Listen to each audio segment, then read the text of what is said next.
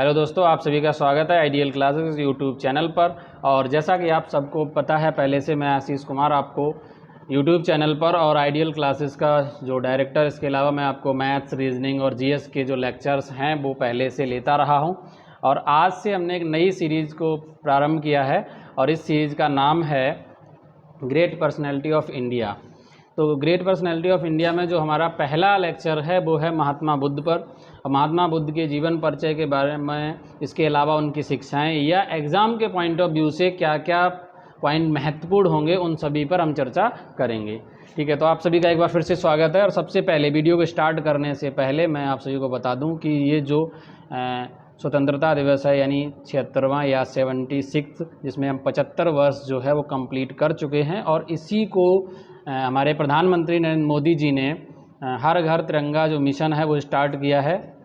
तो जैसा कि आपको पहले से उपेंद्र सर ने बताया है, और जो कि एक रिटायर्ड आर्मी ऑफिसर हैं, उन्होंने आपको बहुत डिटेल में समझाया कि जो तिरंगे की शान है वो किसी भी प्रकार से कम नहीं होनी चाहिए। आप तिरंगे को फहराएं, लेकिन उसके बाद उसको पूरे सम्मान के साथ उसको सहेज कर रखें। ऐसा ना हो कि अगले दिन तिरंगा कहीं भी पड़ा मिले, ये सब चीज़ें नहीं होनी चाहिए। और मैं भी वादा करता हूँ कि आपको किसी प्रकार से आइडियल क्लासेस संस्थान की तरफ से भी जो हमारा तिरंगा झंडा है उसका सम्मान जो है वो किसी प्रकार से कम नहीं होने पाएगा, और आप भी इस चीज़ का ख्याल रखें। तो आज़ादी का जो ये 76वां वर्ष है इसे मना रहे हैं। इसके अलावा 75 वर्ष कंप्लीट होते ही इसको अमृत महोत्सव के रूप में प्रधानमंत्री नरेंद्र मोदी ने आह्वान किया है, और इसी के रूप में हमने ये सीरीज स्टार्ट की है। इसका नाम है ग्रेट पर्सनैलिटी ऑफ इंडिया, जिसमें हम महात्मा बुद्ध के बारे में चर्चा करेंगे। ठीक है, तो स्टार्ट करते हैं अपने वीडियो को। सबसे पहले हम चलते हैं महात्मा बुद्ध के बारे में। तो आप सभी को पता है कि महात्मा बुद्ध जो हैं, जो कि बौद्ध धर्म के संस्थापक हैं, और इनका जन्म जो है वो लुम्बिनी वन में हुआ था। और इनके जो पिता थे शुद्धोधन, वो कपिल वस्तु के एक राजा थे, और कपिल वस्तु साम्राज्य के राजा थे। वो शाक्य कुल में पैदा हुए थे, और इनका जन्म 483 ईसा पूर्व में हुआ था, 563 ईसा पूर्व में हुआ था। और इनकी जो माँ थी महामाया थी, और जब ये अपने राजपाट से यानी मायके जब जा रही थी, तो रास्ते में ही उनको प्रसव पीड़ा के दौरान लुम्बिनी वन में सिद्धार्थ के रूप में इनका जन्म हुआ था। इनका जो बचपन का नाम था सिद्धार्थ था, और सिद्धार्थ बचपन से ही विभिन्न प्रकार की जो शिक्षाएं हैं उनमें, या एक ऐसा वाला कि इनके जन्म के समय एक सबसे ज़्यादा जो प्रचलित है वो ऐसी मान्यता मानी जाती थी कि जब इनके पिता शुद्धोधन ने अपने ही वंश के, मतलब अपने ही साम्राज्य के एक जो विद्वान थे, पंडित थे, उनको बुलाया था, तो इनके विषय में उन्होंने बताया था भविष्य देखकर इनका कि या तो ये बहुत बड़े सन्यासी बनेंगे, या फिर ये क्या करेंगे, जाके मतलब दार्शनिक बन जाएंगे या गृह त्याग कर देंगे, इस तरीके की। तो इनके पिता शुद्धोधन को ये लगा कि इनके एक ही पुत्र थे उनके, यानी सिद्धार्थ, अगर उनका एक ही बेटा है वो भी जाके अगर सन्यासी बन जाएगा, तो ऐसे समय में जो राजपाट है उसका देख रेख कौन करेगा, इस साम्राज्य को आगे कौन बढ़ाएगा।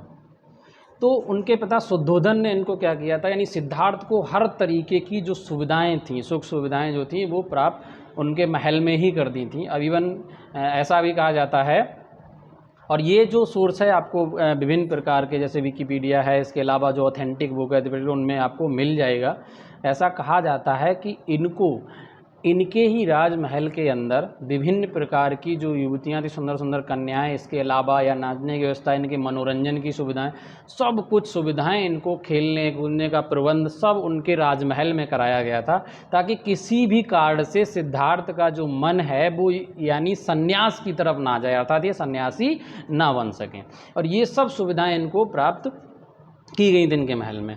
लेकिन जैसे इनकी आयु बढ़ती है, और एक दिन क्या हुआ, सिद्धार्थ का जब मन करता है बाहर घूमने के लिए, तो जब ये बाहर जाते हैं तो इनके पिता को पता चलता है, अच्छा इनको बाहर नहीं जाने दिया जाता था। सिद्धार्थ को ये चीज़ पता था कि जितना भी सुख सुविधाएं, यानी जो जीवन है वो बस उनके उसी राजमहल के अंदर है, और उससे बाहर उनको जाना नहीं होता था। तो उनको बाहरी दुनिया से बिल्कुल भी कोई भी जानकारी नहीं थी। जब उन्होंने जिज्ञासा, उनके अंदर क्यूरियोसिटी आई बाहर घूमने की, तो ऐसी व्यवस्था करवाई गई थी उनके उसी राजमहल के अंदर कि जहाँ से सिद्धार्थ गुजरेंगे वहाँ पर किसी भी जो वृद्ध व्यक्ति यानी बूढ़े व्यक्ति हों, या कोई बीमार व्यक्ति है, या किसी भी तरीके से यानी जैसे कोई सन्यासी है या कोई मृत्यु वगैरह हो जाती है, उन सब की इस तरह की कोई भी चीज़ ना देख पाएँ, जिससे सिद्धार्थ का जो मन है वो उन सुख सुविधाओं से हटकर सन्यास की तरफ जाए। लेकिन कहते हैं ना, जो चीज़ आपके जैसे भविष्य में जो होना है, या जो चीज़ आपके फ्यूचर में, मतलब जो भी आपका जो फ्यूचर है वो उसे कौन बदल पाएगा। तो जब वो राजमहल से निकलते हैं तो क्या होता है, एक दिन उनको एक वृद्ध व्यक्ति यानी बूढ़ा व्यक्ति मिलता है, एक ओल्ड मैन मिलता है। तो सिद्धार्थ जब उसको देखते हैं तो अपने ही शरणार्थी जो होता है वो चन्ना होता है इनका, तो उससे पूछते हैं कि ये व्यक्ति कैसा है, जिसको देखकर देखा उनके, क्योंकि वो जवान थे, यंग थे सिद्धार्थ उस समय में। अब उन्होंने जब इस चीज़ को देखा उस वृद्ध व्यक्ति को, तो उन्होंने पूछा अपने शरणार्थी थे कि ये जो व्यक्ति है, सारथी सॉरी, तो उससे पूछा कि ये जो व्यक्ति है जो झुककर मतलब लकड़ी लेकर चल रहा है, ये कौन है। तो उन्होंने बताया, सारथी ने इनके, कि ये व्यक्ति एक बूढ़ा व्यक्ति है। तो सिद्धार्थ ने पूछा उनसे, क्या मैं भी बूढ़ा हूँगा। उन्होंने कहा बिल्कुल आप भी बूढ़े होंगे, बूढ़े तो सभी होते हैं, तो आप भी बूढ़े होंगे। तो ये चीज़ उनको थोड़ा सा घर करके उसके बाद नेक्स्ट डे फिर जाते हैं। हालांकि ये कुछ बुक में ऐसा भी लिखा है कि एक ही दिन में वो 4 दृश्य देखते हैं, तो इस पर विशेष चर्चा नहीं, बस आपको याद ये रखना वो 4 दृश्य कौन से हैं। ये ज़रूरी नहीं कि वो एक ही दिन में देखे या अलग अलग दिन में देखे, ठीक है। और मैं जो भी बोल रहा हूँ तो मैं आपको पहले इंश्योर कर रहा हूँ कि मेरा ऐसा कोई पॉइंट ऑफ व्यू नहीं है कि मैं धर्म को ठेस पहुँचाने के लिए कर रहा हूँ। यदि कोई बौद्धिस्ट है जो इस वीडियो को देख रहा है तो वो इसको धर्म के लिए करना, क्योंकि हमारा जो पर्पज़ है वो ये है कि हमें अपने एग्ज़ाम के पॉइंट ऑफ व्यू से चीज़ों को देखना है, धर्म के पर्पज़ से बिल्कुल भी नहीं देखना है। तो अगर कोई बौद्धिस्ट हैं यानी बौद्ध धर्म के बहुत ज़्यादा अनुयायी हैं तो वो लोग देखें, अगर उससे किसी की भावना को आहत पहुंचती है तो उसके लिए मैं पहले से ही माफ़ी चाहता हूं। और जो मैं बोल रहा हूं उसका एक अपना स्रोत है, ऐसे नहीं बोल रहा हूं मैं कहीं से भी बना के, या ऑलरेडी ऑथेंटिक जो डेटा है मैं उसी को डिलीवर कर रहा हूं। अदरवाइज़ मैं अपने मन से कोई मनगढ़ंत कहानी नहीं बना रहा हूँ, ठीक है। तो जब नेक्स्ट डे जाते हैं तो उनको एक दृश्य दूसरा देखने को मिलता है, उनको एक बीमार व्यक्ति देखने को मिलता है जो मीटिंग वगैरह कर रहा होता है। तो उन्होंने पूछा अपने सारथी से कि ये व्यक्ति क्या है, ये जो इसका शरीर देख के बहुत ज़्यादा मतलब शरीर कमज़ोर सा हो गया था। तो उसको देख के उन्होंने पूछा अपने सारथी से, सारथी ने बताया एक बीमार व्यक्ति है। तो उन्होंने कहा बीमार व्यक्ति क्या होता है, उन्होंने कि व्यक्ति ऐसा स्टेज आती कभी कभी बीमार भी पड़ता है। तो उन्होंने पूछा सिद्धार्थ ने अपने सारथी से, क्या मैं भी बीमार पड़ूंगा। उन्होंने कहा बिल्कुल बीमार पड़ोगे, बीमारी तो सबको लगनी है एक ना एक दिन, आप में हो या मैं हूँ या कोई भी है। तो सिद्धार्थ ने फिर इस चीज़ को सोचा। अगले दिन फिर जाते जो अगला दृश्य उन्हें देखने को मिलता है, और वो दृश्य और अगले जो दोनों दृश्य हैं वो उनको बहुत ज़्यादा सन्यास की ओर ले जाते हैं। और वहीं से इनकी कहानी जो सन्यासी जीवन जो है वो स्टार्ट होता है। यानी वहाँ से कहानी स्टार्ट होती है सिद्धार्थ से भगवान बुद्ध यानी गौतम बुद्ध बनने की जो प्रक्रिया है वह वहाँ से स्टार्ट होती है। तो जो तीसरा दृश्य था वो ये था, इन्होंने क्या देखा, एक शव यात्रा देखी। यानी एक व्यक्ति की जब मृत्यु हो जाती है तो उसको 4 कंधों पे ले जाया जाता है। तो उन्होंने देखा और उन्होंने पूछा अपने सारथी से कि ये क्या है। ये कहा कि इस व्यक्ति की मृत्यु हो चुकी है यानी डेथ हो चुकी है, और इसको ले जाके अभी इसको क्या करेंगे, जला देंगे, यानी इसके अंतिम संस्कार कर देंगे। तो सिद्धार्थ ने पूछा अपने सारथी से, क्या मेरी भी मृत्यु होगी। उन्होंने कहा बिल्कुल होगी, मृत्यु तो आपकी भी निश्चित है। फिर देखा अगला जो चौथा दृश्य है वो बहुत ज़्यादा प्रभावित किया सिद्धार्थ को। तो चौथा दृश्य इन्होंने ये देखा कि एक सन्यासी मिलता है और जो नंगे पैर घूमता हुआ मगन होके अपना कटोरा लेके मांगता हुआ जीवन यापन करता है। तो सिद्धार्थ ने पूछा अपने सारथी से, ये क्या है। उन्होंने कहा ये व्यक्ति जिसको दुनियादारी से कोई लगाव नहीं, परिवार से कोई मोहमाया नहीं, अपना घूम भ्रमण करते हैं समाज में और मांग पींगे नहीं खाते हैं, तो ये सन्यासी जीवन है। तो सिद्धार्थ ने उसी दिन मन में ठाना कि वो ही सन्यासी जीवन व्यतीत करेंगे। लेकिन अच्छा, इससे पहले भी ऐसा नहीं था कि सिद्धार्थ के लिए हमने बताया कि आपको बहुत सारी सुख सुविधाएँ थी। उनकी जो शादी थी वो कितने 16 वर्ष की आयु में ही उनकी शादी कर दी गई थी। उसके अलावा जब उनकी जो शादी हुई थी उनकी पत्नी का नाम यशोधरा था, और सिद्धार्थ के 29 वर्ष की आयु में जब उन्होंने गृह त्याग किया था तब उनके एक पुत्र भी था जो नवजात शिशु, जिसका नाम था राहुल। ठीक है, उसको आधी रात में ये छोड़कर इन्होंने क्या किया, गृह त्याग किया था। तब उनकी पूछा भी जाता है कि गृह त्याग के समय महात्मा बुद्ध की आयु कितनी थी, तो महात्मा बुद्ध की उस समय जो आयु थी वो 29 वर्ष थी जब उन्होंने गृह त्याग किया था। और इन्होंने बहुत ही कठोर साधना की थी। और ये कहाँ पर गए थे, अब इसी के बाद आता है जब इन्होंने जो इनकी शिक्षाएं हैं वो हमारे लिए बहुत ही महत्वपूर्ण हैं, क्योंकि इनका जो मध्यम मार्ग है वो बहुत ज़्यादा चर्चा का विषय रहा जाता है। और इस मार्ग को अपनाकर ही व्यक्ति जो है वो सफल होता है, कोई भी व्यक्ति हो। तो आज भी इनका जो बताए हुए इनकी शिक्षाएं हैं वो विश्व प्रसिद्ध हैं, बहुत ज़्यादा लोग इनसे प्रभावित होते हैं, क्योंकि इन्होंने जो ज्ञान दिया था वो वैज्ञानिक तर्कों के आधार पर दिया था और खुद उस जीवन को व्यतीत किया वैसे ही उसके बाद वो ज्ञान दिया था। कोई ऐसा नहीं था कि घर बैठ के उन्होंने पुस्तकों में लिख दिए अपने विचार, क्योंकि इन्होंने वैसा जीवन व्यतीत किया और उस जीवन को व्यतीत करने के बाद जो अपने अनुभव थे उन अनुभवों को संकलित करवाया था। हालांकि ऐसी कोई पुस्तक नहीं है जो स्वयं महात्मा बुद्ध ने लिखी हो या उनके ही टाइम पे किसी के द्वारा लिखवाई गई हो, उन्होंने ऐसी कोई पुस्तक नहीं है, क्योंकि उनकी जितनी भी शिक्षाएं हैं वो मौखिक रूप से दी गई थी, उन्होंने प्रवचन के रूप में दिए थे, बाद में उनको संकलित किया गया। तो ऐसी कोई पुस्तक नहीं है जो स्वयं महात्मा बुद्ध ने लिखी हो या उनके ही द्वारा किसी से लिखवाई गई हो, ऐसी कोई पुस्तक नहीं है। अभी तक तो मैंने नहीं पढ़ी, अगर होगी तो आप कोट कर दीजिएगा उस पुस्तक को डिस्क्रिप्शन बॉक्स में, मैं ज़रूर पढ़ने की कोशिश करूँगा उसको और फिर आपको उसके बारे में भी बताऊँगा। तो अब हम चलते हैं आगे। जब 29 वर्ष में उन्होंने गृह त्याग कर दिया, तो गृह त्याग के बाद उन्होंने कठोर साधना की और कठोर साधना के बाद उनको ज्ञान की प्राप्ति हुई। ठीक है, यहाँ पर इम्पोर्टेंट चीज़ ये है कि ज्ञान की प्राप्ति जो है उसको कैसे हम समझेंगे, ज्ञान की प्राप्ति का मतलब क्या है। जैसे हर व्यक्ति के अंदर एक जानने की इच्छा होती है, जब उसके मन में प्रश्न उठते हैं और उन प्रश्नों का जवाब अगर आपको मिलना शुरू हो जाए, अगर मान लो मेरे दिमाग में कोई प्रश्न उठता है कि आत्मा है या नहीं है, मृत्यु निश्चित है, मृत्यु क्यों होती है, व्यक्ति का जन्म क्यों हुआ, पुनर्जन्म होता है या नहीं होता, यानी इस तरीके के सारे आध्यात्मिक प्रश्न, और उन सभी प्रश्नों का अगर जवाब आपको पता है तो ऐसे उनसे मानते हैं कि ज्ञान की प्राप्ति होने से तात्पर्य यही कि उनके पास हर प्रश्न का जवाब था। जब भी महात्मा बुद्ध से आप आध्यात्मिक प्रश्न करेंगे, किसी भी विषय प्रश्न करते तो उनके पास हर सवाल का जवाब होता था। तो जब इन्हें ज्ञान की प्राप्ति होती है, और वो प्राप्ति हुई थी बिहार के गया शहर में, तभी से उसको बौद्ध गया नाम दिया गया था। 35 वर्ष की आयु में जब इन्हें ज्ञान प्राप्ति होती है, तभी से इनका नाम सिद्धार्थ से महात्मा बुद्ध या भगवान बुद्ध के नाम से ये प्रसिद्ध हुए। और उसी के बाद जब इन्होंने गृह त्याग को, पूछा भी जाता है कि क्या कहा जाता है, गृह त्याग को कहा जाता है महाभिनिष्क्रमण, यानी घर से जब निकल के गए थे तो इनको क्या बोला जाता है, महाभिनिष्क्रमण कहा जाता है। इनकी जो माता थी, मैंने आपको शायद पॉइंट नहीं बताया है, तो इनकी जो माता थी उनका महामाया नाम था और उनका बचपन में ही देहांत हो गया था। इनका जो पालन पोषण था इनकी मौसी ने किया था, यानी जो महामाया की बहन थी उन्होंने, उनका नाम था प्रजापति गौतमी। ये क्वेश्चन पूछा भी जा सकता है आपके एग्जाम पॉइंट ऑफ व्यू से, आप याद रखना कि इनकी मौसी का नाम प्रजापति गौतमी था जिन्होंने इनका पालन पोषण किया था, और इनकी पत्नी का नाम जो था वो यशोधरा था, और इनका एक पुत्र था जिसका नाम राहुल था। और उसके बाद कठोर साधना के बाद इनको ज्ञान की प्राप्ति हुई। तो उस समय इनकी जो आयु थी वो 35 वर्ष थी। 35 वर्ष की आयु में सिद्धार्थ को ज्ञान प्राप्त होता है, और वहीं से सिद्धार्थ गौतम जो थे उनका नाम बदल के भगवान बुद्ध के नाम से ये प्रसिद्ध होते हैं।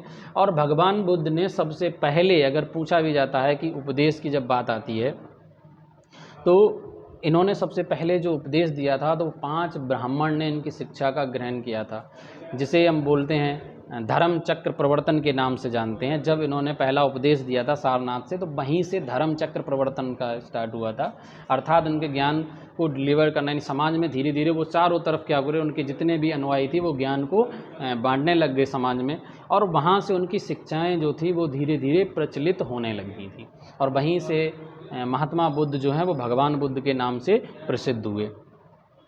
इनके शिक्षा और विवाह के संबंध में कई सारे ऐसे प्रतीक हैं, सिंबल्स हैं, जिनको हम सिंबल के आधार पर जानते हैं, और ये एग्जाम के पॉइंट ऑफ व्यू से भी इम्पोर्टेंट है।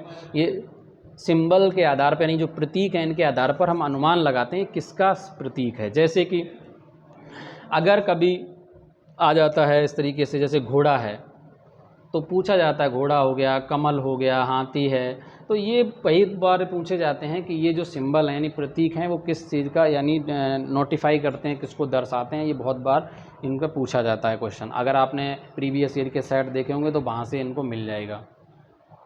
ठीक है, इसके अलावा अगर हम बात करें महाविनिष्क्रमण की, तो महाविनिष्क्रमण एक ऐसी प्रक्रिया है, पूछ दिया जाता महाविनिष्क्रमण क्या है, तो जब सिद्धार्थ ने गृह त्याग किया था उसी गृह त्याग को गृह त्याग ना बोलकर महाविनिष्क्रमण कहते हैं। और ये क्यों गए थे, उन्होंने राज्य की जो मोहमाया थी उसको त्याग कर, आप खुद सोचिए आज के समय में व्यक्ति ऐसी सुख सुविधाएं, हम क्या करते हैं, सुख सुविधाओं के लिए खुद पाने के लिए उनके पीछे पड़े रहते हैं। आज का जीवन क्या है, आप सुबह उठे, एक टाई बेल्ट कोट पैंट लगा के सुबह गए कंपनी, खाना खाया पिया और वहाँ पे अपना काम किया, बॉस ने 4 सुनाई, घर पे आके आपने अपनी बीवी को 4 सुनाया, उसका फ्रस्ट्रेशन कहीं और दिखाया, शाम को फिर खाना खाया, सो गए, सुबह उठे, वही प्रक्रिया नियमित रूप से चलती रहती है और यही आज का जीवन है। इससे आगे हम नहीं सोच पाते हैं। और एक ऐसा व्यक्ति जिसको सारी सुख सुविधाएं हैं, अच्छा खासा राजमहल है जहाँ पर हर तरीके की सुविधाएं हैं, और वो जीवन के प्रश्नों के लिए यानी जीवन को कैसे व्यतीत हो उन सवालों के जवाब लेने के लिए वो तपस्या कर रहा है, अपने राजपाट को छोड़कर जंगल वन में यानी तरह तरह के लिए भटक रहे हैं और वो भी नंगे पैर भ्रमण कर रहे हैं। तो ऐसे व्यक्ति तो महान होंगे और उनको जब ज्ञान की प्राप्ति होती है तो आज उनसे पूरा विश्व प्रभावित है। आप एक जगह नहीं, भारत में ही नहीं, भारत में तो कम फॉलोअर उनके, अगर अरब देशों में देखें तो बहुत ज़्यादा फॉलोअर्स हैं उनके, और उनके विचारों पर अमल करते हैं और उन पर चलते हैं। उनकी शिक्षाएं बहुत ही ज़्यादा महत्वपूर्ण हैं, अभी हम उन शिक्षाओं पर चर्चा करेंगे। तो जब ज्ञान की प्राप्ति होती है तो कहते हैं जब भी व्यक्ति को ज्ञान की प्राप्ति होता है तो उसके लिए गुरु की आवश्यकता होती है, और वो हर किसी की व्यक्ति को, कोई भी व्यक्ति हो, यानी बिना गुरु के आप ज्ञान प्राप्त नहीं कर सकते हैं। तो फिर चाहे भगवान हो चाहे कोई इंसान हो, कोई भी व्यक्ति हो, सबको अपने गुरु की तो आवश्यकता होती है। तो महात्मा बुद्ध के जो पहले गुरु थे वो थे आलार कलाम। ठीक है, उनसे उन्होंने क्या किया, जो संन्यास काल में उन्होंने क्या किया, शिक्षा प्राप्त की थी। और 35 वर्ष की आयु में जब वैशाख की पूर्णिमा थी उस दिन सिद्धार्थ को पीपल वृक्ष, सिद्धार्थ के जीवन से पीपल का जो वृक्ष है वो बहुत ही महत्व है, क्योंकि जब भी पीपल के वृक्ष की बात होती है जो भी घटनाएं हैं वो कहीं ना कहीं इर्द गिर्द घूमती रहती हैं। और इसका एक कारण ये भी है क्योंकि हम साइंटिफिक रीजन अगर देखते हैं तो पीपल का जो वृक्ष होता है वो ऑक्सीजन जो है वो दिन और रात जो है वो देता है। बाकी अगर वृक्षों की बात करें तो आपको दिन में ऑक्सीजन मिलेगी, रात में ऑक्सीजन वो नहीं देते हैं, लेकिन ये पीपल का वृक्ष ऐसा होता है वो दिन और रात जो है वो ऑक्सीजन को देता रहता है। तो यही एक कारण भी रहा होगा, और भी कारण हो सकते हैं, मैं ये नहीं कह रहा हूँ यही कारण, यानी एक कारण ये भी रहा होगा जिसके कारण सिद्धार्थ जो है पीपल के वृक्ष के ही नीचे उन्होंने अपना योग या जो भी तपस्या थी वो की। तो उनको ज्ञान भी वैशाखी पूर्णिमा के दिन पीपल वृक्ष के नीचे प्राप्त हुआ था। और वहीं से, और ये कहाँ पर ज्ञान हुआ था, तो वो एक कई बार पॉइंट भी हो जाए कि नदी कौन सी थी, वो निरंजना नदी के तट पर बैठे हुए थे जहाँ पर इनको ज्ञान प्राप्त हुआ था। और एक बहुत ज़्यादा लड़की का अक्सर कर चर्चा में नाम रहता है तो कि सिद्धार्थ ने किसी लड़की के यानी सुंदर कन्या के हाथों से जो खीर खाई थी उसके द्वारा उनको ज्ञान की प्राप्ति हुई थी। तो उस लड़की का नाम क्या था, सुजाता। ऐसा नहीं है खीर खाने के बाद उनको ज्ञान प्राप्त हुआ था, कहने का मतलब ये है कि सिद्धार्थ ने कठोर तपस्या की थी। उनका ये मानना था कि जब तक ज्ञान प्राप्त नहीं हो जाएगा तब तक वो भोजन को यानी अन्न को मुँह से नहीं लगाएंगे। और अंदर देखा इस दौरान उनका शरीर बहुत ज़्यादा कमज़ोर हो गया। तो वहीं से ये जो सुंदर कन्या रोज़ गुजरती हुई जा रही थी, उनका ये गाना गा रही थी, उस गाने का बोल तो मुझे क्लियर याद नहीं है, आप नेट पे सर्च कर लेना।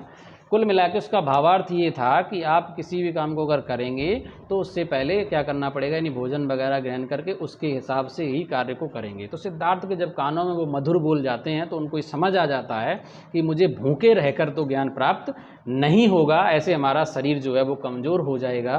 तो पहले वहीं से उन्होंने क्या किया, उस सिद्धार्थ ने जो सुजाता के द्वारा दी गई खीर को खाया था और उसके बाद उनको ज्ञान की प्राप्ति, फिर उन्होंने धीरे धीरे उनके सवालों के जवाब मिलने लगे थे। ठीक है, कहते हैं कि जब पीपल वृक्ष के नीचे सिद्धार्थ को बोध मिला यानी ज्ञान मिला, उसी को वृक्ष को, जिस वृक्ष के नीचे उसे बोधि वृक्ष कहा जाता है। और वहीं से गया के समीप जिस स्थान पर इनको ज्ञान प्राप्त हुआ वो भूमि जो फेमस हुआ वो साहब वो किसके नाम से, बौद्ध गया के नाम से प्रसिद्ध है। और ये कहाँ पर पड़ता है, बिहार में पड़ता है। क्लियर है। सारनाथ आपको उत्तर प्रदेश में पड़ेगा जहाँ पर इन्होंने पहला अपना उपदेश दिया था धर्म चक्र प्रवर्तन के नाम से। अब जब उनका क्या बात करते हैं, धर्म चक्र प्रवर्तन का सीधा मतलब क्या होता है। देखो दो शब्द हैं, इनके टर्म बहुत इंपॉर्टेंट हैं, आपको याद ना कि एक है महाविनिष्क्रमण और महापरिनिर्वाण और तीसरा है धर्म चक्र प्रवर्तन। ये तीनों शब्द जो हैं एग्जाम में आए हुए हैं। महाविनिष्क्रमण का सीधा मतलब होता है जब सिद्धार्थ ने गृह त्याग किया, उसको महाविनिष्क्रमण कहा जाएगा। महापरिनिर्वाण का मतलब होता है, ये महापरिनिर्वाण शब्द आपको मिलेगा जब भी अम्बेडकर जी की यानी मृत्यु के बारे में बात की जाती है तो वहाँ भी महापरिनिर्वाण यूज किया जाता है। और गौतम बुद्ध की जब मृत्यु की बात की जाती है तो वहाँ भी महापरिनिर्वाण शब्द का ही यूज किया जाता है। उनका 80 वर्ष की आयु में उनका परिनिर्वाण हुआ था, यानी जिसको हम कहते हैं मृत्यु हुई थी। और मृत्यु में पूछा भी जाता है कि वहाँ पर एक लोहार था जिसने उनको क्या किया था,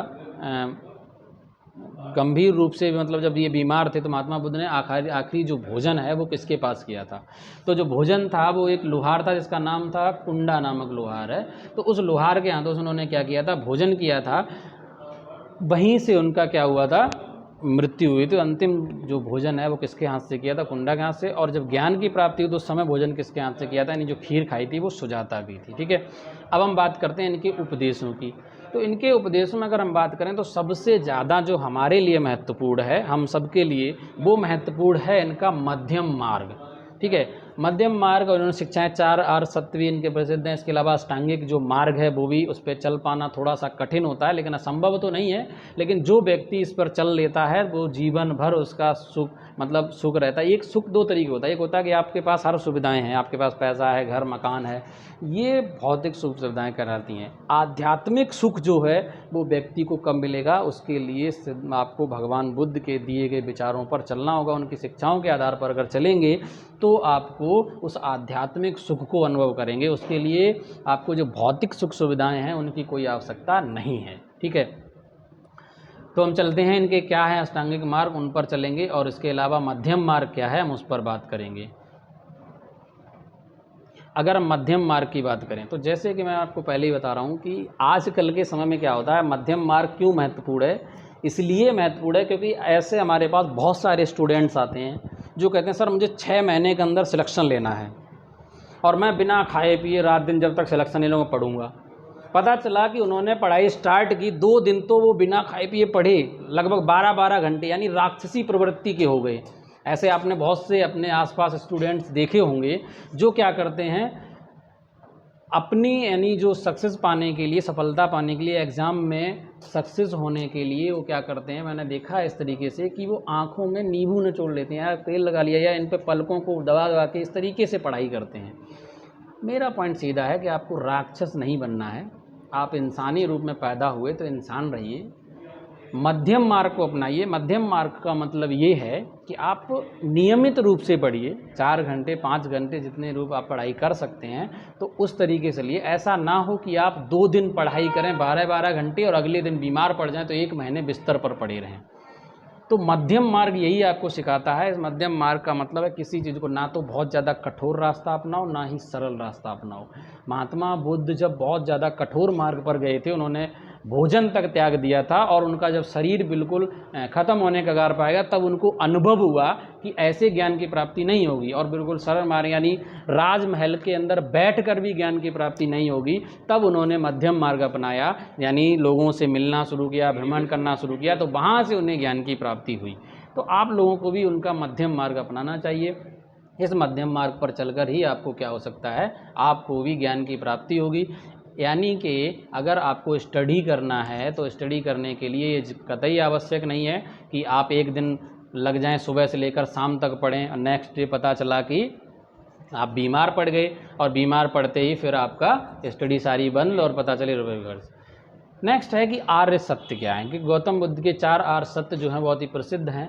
वो 4 आर्य सत्य, पहला है कि दुख, मतलब इसका ये मतलब हुआ कि उन्होंने ये कहा था कि संसार जो है वो दुखमय है, यानी कि हर व्यक्ति के पास क्या है, हर व्यक्ति, गौतम बुद्ध का ये कहना था कि प्रत्येक व्यक्ति दुखी है। उनका दुख से तात्पर्य ये था कि जरूरी नहीं कि हर व्यक्ति के पास दुख, अलग अलग दुख प्रकार का है। कोई दुखी है अपने कार्य से, उसको अपना कार्य पसंद नहीं है। अगर आप विद्यार्थी हैं तो बहुत सारे विद्यार्थी आपको ऐसे मिलेंगे जो इस बात से दुखी हैं कि उनको ज़्यादा पढ़ना पड़ता है या ज़्यादा उन्हें स्कूल से काम मिलता है, या कोई और व्यक्ति है कि उनको सैलरी कम मिलती, जब आप कहीं भी वर्क कर रहे हैं काम ज़्यादा लेते हैं। कुल मिला के चाहे वो पारिवारिक दुख हो, चाहे सांसारिक दुख हो, चाहे आर्थिक दुख हो, यानी हर व्यक्ति कहीं ना कहीं किसी न किसी प्रकार से दुखी है। अब जब दुखी है तो उनका जो अगला सत्य है वो है दुख समुदय, यानी इसका मतलब है कि दुख के कारण हैं। अगर कोई व्यक्ति दुखी है तो उस दुख के पीछे कोई ना कोई कारण है। ये दूसरा उनका आर्य सत्य है, यानी दुख के क्या हैं, कारण हैं। कारण हैं तो अगला उन्होंने कहा दुख निरोध। इसका मतलब ये हुआ कि दुख के निवारण हैं। निवारण का मतलब सीधा सी बात, जैसे अगर आपके पास कोई व्यक्ति दुखी है तो उसके पीछे कुछ ना कुछ कारण हैं, उन कारणों को लिए कुछ ना कुछ निवारण भी होता है। भाई जैसे अगर कोई बीमारी है आपके अंदर तो बीमारी के पीछे कोई ना कोई कारण होता है, लेकिन उस बीमारी को ख़त्म करने के लिए कुछ निवारण के लिए उपाय होते हैं। वैसे ही दुख के निवारण के लिए भी उपाय हैं, और वो उपाय क्या है, अष्टांगिक मार्ग है। वही आगे उन्होंने बताया मार्ग, यानी इनके निवारण के लिए जो आपको चाहिए वो क्या है, अष्टांगिक मार्ग है। उस अष्टांगिक मार्ग पर अगर आप चलते हैं, जैसे सम्यक दृष्टि, यानी अपनी दृष्टि जो है वैसी रखिए जितनी कि आप, यानी अनावश्यक चीज़ों को नहीं, दृष्टि आपकी ऐसी होनी चाहिए कि आपको बहुत ही सम्यक दृष्टि रखनी चाहिए, यानी सच चीज़ें हैं, जो गलत चीज़ें हैं उनको विजन में विचार नहीं आने चाहिए, और उस तरीके की चीज़ों को दृष्टि रखनी चाहिए। सम्यक संकल्प, यानी आपको एक संकल्प होना चाहिए, दृढ़ संकल्प होना चाहिए, वो रखना चाहिए, ठीक है। उसके अलावा सम्यक वचन, सम्यक कर्म, सम्यक आजीविका, सम्यक व्यायाम, सम्यक स्मृति एवं सम्यक समाधि, ये जो हैं ये 8 अष्टांगिक मार्ग हैं आपके। इन मार्ग पर चलकर व्यक्ति जो है वो हमेशा सुखी जीवन व्यतीत कर सकता है। ये इनके जो अष्टांगिक मार्ग हैं, अगर इस मार्ग पर कोई व्यक्ति चलता है वो आजीवन सुखी रहेगा, कभी भी परेशान नहीं हो सकता, उसको किसी भी प्रकार का दुख नहीं हो सकता है, किसी भी प्रकार का आपको दुख नहीं होगा। यानी ये अष्टांगिक मार्ग जो है वो बहुत ही महत्वपूर्ण है। इस मार्ग पर चलकर व्यक्ति हमेशा सुखी रहेगा। अब हम चलते हैं कि महात्मा बुद्ध के बारे में, जब इन्होंने बौद्ध धर्म की स्थापना की और उनको मतलब अलग, तो कई बार ये डिबेट भी रहता है कि बौद्ध धर्म अलग है, यानी सनातन धर्म और बौद्ध धर्म दोनों को लेकर अलग। तो इस प्रचलन के बारे में भी ऐसा कहा जाता है कि जो सनातन धर्म है, सनातन धर्म को इस तरीके जोड़ा है कि यानी जो विष्णु हैं, भगवान विष्णु हैं, उनके 9वें अवतार जो हैं वो भगवान बुद्ध हैं, और ये माना भी जाता कहीं, और आपको ये ऑथेंटिक डेटा तो नहीं है लेकिन ये कई जगह आपको ऐसा कहा जाता है कि जो महात्मा बुद्ध थे यानी भगवान बुद्ध हैं, तो भगवान बुद्ध जो थे वो भगवान विष्णु के 9वें अवतार हैं, और उन्हीं के रूप में उनको क्या किया, तो इस तरीके से उनको सनातन धर्म से भी जोड़ते हैं लोग। अलग धर्म जो बनाया, लेकिन मेरा ही पॉइंट ऑफ व्यू वही है सेम। अगर भगवान सिद्धार्थ की अगर मैं बात करूं, सिद्धार्थ जो व्यक्ति के रूप में जब उनका जन्म हुआ तो स्टार्टिंग में कोई धर्म नहीं था, यानी उससे पहले तो सनातन धर्म था, तो जाहिर सी बात है वो सनातन धर्म से ही पैदा हुए थे। लेकिन उन्होंने एक अपना नया धर्म बनाया जिसको हम बौद्ध धर्म के नाम से प्रचलित थे, जो कि बौद्ध धर्म वैज्ञानिक तर्कों पर बात करता है। सनातन धर्म में कहीं ना कहीं कुछ चीज़ें ऐसी हैं जो कि आडंबर मतलब प्रचलन में आ जाती हैं, या उन पर वो वैज्ञानिक आधार पर नहीं, आध्यात्मिक रूप से तो सत्य हैं, लेकिन जब हम वैज्ञानिक तर्क देने लग जाते हैं तो कहीं ना कहीं वो चीज़ें हमारे सनातन धर्म में परेशानी बनती हैं। तो गौतम बुद्ध ने जो चीज़ दी है वो वैज्ञानिक तर्कों के आधार पर दी है, यानी इन्होंने क्या किया, अपनी शिक्षाओं को, जब इन्होंने खुद चीज़ों को अनुभव किया, उन अनुभवों के आधार पर ही विचार दिए हैं। तो इनके विचार वैज्ञानिक तर्कों पर आधारित हैं। बस यही एक डिफरेंस है सनातन धर्म और बौद्ध धर्म में, कि ये जो धर्म है बौद्ध धर्म वो एक वैज्ञानिक विचारों पर चलता हुआ, वैज्ञानिक तर्क आते हैं इसके अंदर, यानी हर चीज़ का एक अपना तर्क है किसी चीज़ के पीछे। हालांकि अगर मैं बात करूं गौतम बुद्ध के बारे में, तो हमने पहले ही बताया था, जब आप कुछ घटनाओं को देखते हैं तो वहाँ से ये चीज़ डिसाइड हो जाती है कि कहीं ना कहीं इन चीज़ों में आप सनातन धर्म में ही थे। कैसे कि अगर इनका जब जन्म हुआ था तो उस समय साफ बताया जाता है कि ब्राह्मण यानी जो पंडित है उन्होंने ही आके इनकी भविष्यवाणी की। यदि ऐसा नहीं था तो कैसे भविष्य बताया था कि ये बालक जो है वो बचपन के यानी आगे चलकर क्या बनेगा, एक बहुत बड़ा सन्यासी बन जाएगा। तो ये कहीं ना कहीं बौद्ध धर्म में ये चीज़ कही जाती है। तो जाहिर सी बात है, इसका मतलब कि तो ये ब्राह्मण जो थे वो पहले से थे, उन्होंने इस चीज़ को विचार भी दिए और उनके बारे में बताया भी। तो ये जाहिर सी बात है कि यानी जो ज्योतिष विद्या है या इनको वो सत्यापित भी होती है इस बात से। दूसरी चीज़ अगर मैं बात करता हूँ तो सबसे पहले जब ज्ञान की प्राप्ति ली तो 5 उन ब्राह्मण ने ही ली सारनाथ में, वहाँ से जाके उनका धर्म चक्र प्रवर्तन स्टार्ट होता है। तो अब बाकी आप अपने आधार पर सोच लीजिएगा कौन से धर्म से थे, कौन से धर्म से नहीं थे। हालांकि बौद्ध धर्म जो है मेरे हिसाब से यही है कि सनातन धर्म से ही निकला हुआ ये है कि यहाँ जहाँ पर ऐसे समय में हमारे सनातन धर्म में बहुत सारी जाति व्यवस्था थी जो चल रही थी, यानी शूद्र वगैरह थे, उनको सम्मान नहीं मिलता था। तो ये एक सत्य है कि बौद्ध धर्म में उन लोगों को बहुत ज़्यादा सम्मान दिया गया, और ये एक कारण भी हो सकता है शायद कि जिससे जो सवर्ण लोग हैं वो इनसे कुछ ना कुछ कटाव करते रहे। हालांकि आज के समय में लोग बौद्ध धर्म को मानने भी लग गए हैं, धीरे धीरे सनातन धर्म को ही एक लोग मानते हैं तो उनको फॉलो करने लग गए हैं। आज के समय में जो बहुत सारे बड़े बड़े कथावाचक हैं वो भी, जब आपके हिंदू धर्म में कोई भी कथा चलती है तो बौद्ध धर्म यानी गौतम बुद्ध के बारे में चर्चा करते हैं। आज के समय में लेकिन पहले नहीं चलती थी। ठीक है, जैसे जैसे शिक्षा का प्रसार हुआ, लोग पढ़े लिखे हुए, तो उन सब चीज़ों को अब समझने भी लग गए हैं। और अगर हम आज के समय में बात करें तो बौद्ध धर्म जो है वो चीन, जापान, कोरिया, मंगोलिया, बर्मा यानी म्यांमार, थाईलैंड, श्रीलंका आदि बहुत सारे देशों में फैल चुका है। अगर आप यहाँ संकिसा जो तीर्थ स्थली पड़ती है फरुखाबाद के पास में, अगर आप वहाँ जाएंगे तो देखेंगे विभिन्न प्रकार के, वहाँ जापान, श्रीलंका, म्यांमार, बहुत सारे देशों के चीन से बनाए हुए जो स्तूप वगैरह मंदिर वगैरह हैं वो स्थापित किए गए हैं और बहुत ज़्यादा आपको मिलेगा। यानी हिंदुस्तान से ज़्यादा कहीं, जैसे अगर आप चीन के अंदर जाते हैं या तिब्बत में जाते हैं, यहाँ तक कि इवन भारत के ही लद्दाख यानी जो यूटी है उसमें जाते हैं तो आपको सबसे ज़्यादा संख्या यानी 80 से 90%, 95% तक आपको बौद्धिस्ट मिल जाएंगे। चीन के अंदर पूरा बौद्ध धर्म प्रचलित है, जापान में आपको बौद्ध धर्म मिलेगा, थाईलैंड में आपको बहुत ज़्यादा बौद्धिस्ट मिल जाएंगे, बर्मा यानी जो 1937 में भारत से पृथक्कृत हुआ था एक्ट के द्वारा, तो वो जो बर्मा अब वर्तमान जो म्यांमार के रूप में जाना जाता है, तो वहाँ पर भी बौद्ध धर्म ही प्रचलित है। तो ऐसे दुनिया के बहुत सारे देश हैं जहाँ पर बौद्ध धर्म जो है वो प्रचलित है और लोग उनको मान्यता देते हैं। तो बौद्ध धर्म के बारे में मैंने आपको डिटेल से ये सारे विचार बताए और उनको समझाया। आई होप आपको ये वीडियो बहुत ही ज़्यादा पसंद आया होगा, और अगर मेरे किसी भी विचार से किसी भी धर्म विशेष को अगर आहत पहुंची हो तो मैं उसके लिए फिर से एक बार कहता हूँ माफ़ी चाहता हूँ। मेरा ऐसा कोई भी आशय नहीं है कि हम नहीं चाहते हैं कि आपकी भावनाओं को ठेस पहुंचाया जाए। हमारा जो पर्पज़ है यानी जो उद्देश्य है वो सिर्फ एक ही है कि स्टूडेंट्स को जो भी एग्ज़ाम के पॉइंट ऑफ व्यू से है उनका लाभ मिले। बिल्कुल भी उद्देश्य नहीं है हमें किसी धर्म को प्रचार प्रसार करना, ये हमारा उद्देश्य नहीं है। हमारा उद्देश्य सिर्फ इतना है, जो भी ग्रेट पर्सनालिटी होंगी, और ऐसा नहीं है कि सिर्फ महात्मा बुद्ध पे ही बोल रहे हैं, हम हर जितने भी आपके ग्रेट पर्सनालिटी हैं आने वाले समय में गांधी हैं या स्वामी विवेकानंद जी हैं, इसके अलावा जो भी होंगे आपके नेताजी सुभाष चंद्र बोस हैं या चंद्रशेखर आज़ाद हैं या जो भी स्वतंत्रता सेनानी भी हैं, इसके अलावा और भी लोग हों, चाहे वो आपके पंडित जवाहरलाल नेहरू हों, चाहे लाल बहादुर शास्त्री हों, जो भी व्यक्ति हैं उन सभी के यानी great personality of India series में आपको समय समय पर अलग अलग प्रकार की जो पर्सनैलिटी हैं उनकी शिक्षाएं हैं उनके बारे में हम बताते रहेंगे। तो आज के वीडियो में बस इतना ही। अगेन अगर आपको वीडियो पसंद आया है तो वीडियो को लाइक करें, सब्सक्राइब करें चैनल को, और डिस्क्रिप्शन बॉक्स में ज़रूर लिखें कि ये वीडियो आपको कैसा लगा, ताकि हमें एक मोटिवेशन मिले आगे के वीडियो को बनाने के लिए। आज के वीडियो में इतना ही। Thank you.